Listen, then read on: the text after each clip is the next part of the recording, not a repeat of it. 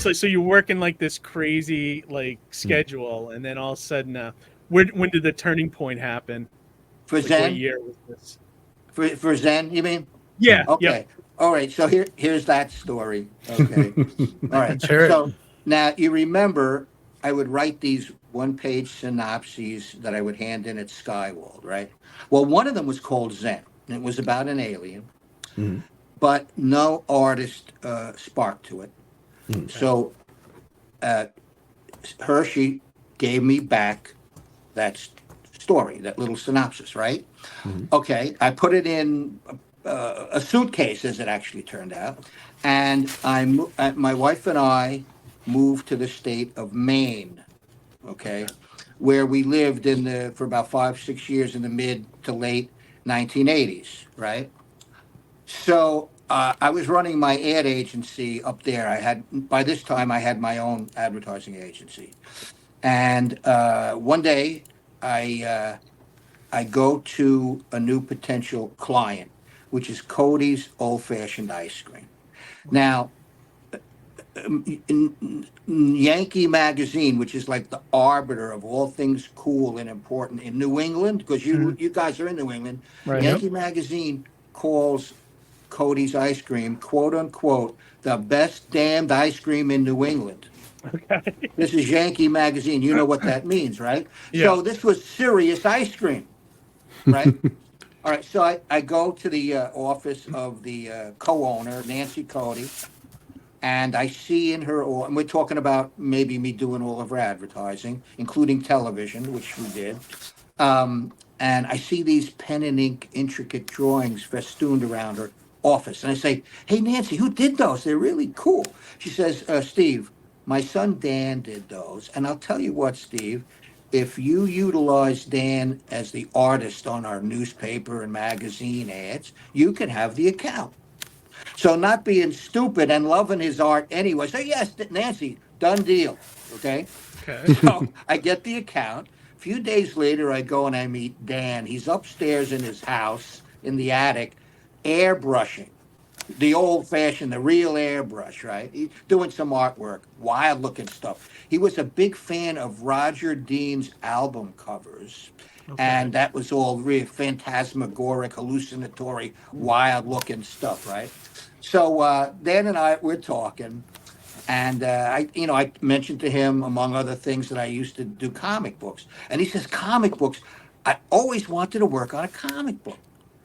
Now, that morning, before I went to see Nancy, the aforementioned suitcase this is all true, the aforementioned suitcase that I put that one-page Zen synopsis in fell and cracked open, and I swear to God, out flies that piece of paper with Zen on it, right? Like So It was I destiny. say to Dan, I think I've got a story you'd like to work on.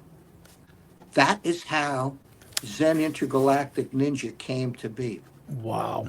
Totally serendipitous, which, by the way, seems to be the way my entire life has worked out. Okay. It's like a Nothing movie. I've ever planned. I was gonna say this is a biopic. You got to really. sell your life rights, Steve. I know. To some filmmaker, so they can make this story. I know, directed by Ron Howard. That's a movie scene. The I know, suitcase it is. falling, It is. cracking open, the artist discovering the page. Like, oh my god, this is Almost amazing. as if Zen himself jumped out of the suitcase. Yeah. Yeah. Oh, Yeah, I can see the movie now too. Here's It's got a real- like here's a real animated question. sequences About movies, too. Yeah. featuring Zen. Oh, fantastic! It's crazy, right? And so that's how that happened. So Dan, took the next year. I wrote the script up real fast, and Dan took the next year to gorgeously in full color airbrush that book. Okay. Oh, cool. However, when we went to the printer, because we were going to we self-published it, right? When we went to the printer up there in Auburn, Maine, and we got the price quotes to do a full color book, it was very expensive. Now, at the time, the Turtles had been around for just a little while. And there was this thing happening in the comic industry, which you guys may or may not recall, called the black and white explosion. That's what they called it. And it was precipitated by the Turtles and other books, right? So when we found out it would be so much cheaper to just print the book in black and white, that's what we did. And it turned out to be an okay move, because not only did it save us money, but it got us, I think, about 3,500 orders from Diamond back in that day for a little indie comic out of nowhere. We called ourselves Zen Comics. We incorporated. And that's how it started. Wow, that's November 1987 87. was Zen Intergalactic Ninja #1. Wow. And now 37 years later, I'm still doing it. That is unbelievable. Yeah. What a You know, great other story. find a than the copy other of than the eBay. price. You can find a copy of #1 on eBay right now for $350. Yeah, and that's Isn't that cheap. crazy? It Yeah, has I sold, just shared the link in the private chat. Keith, you Yeah. want to pull it up? Yeah, it has yeah. it has sold for over $4,000 in the past. That Wow. book, yeah. Yeah. You know, Isn't that highly crazy? graded with my signature on it. I remember Yeah, yeah. that. So I wanted to take a look at Dan Cody's art, because you mentioned it was, he kind of had the airbrush style, and I Oh, can see yeah. the difference. It's beautiful, actually.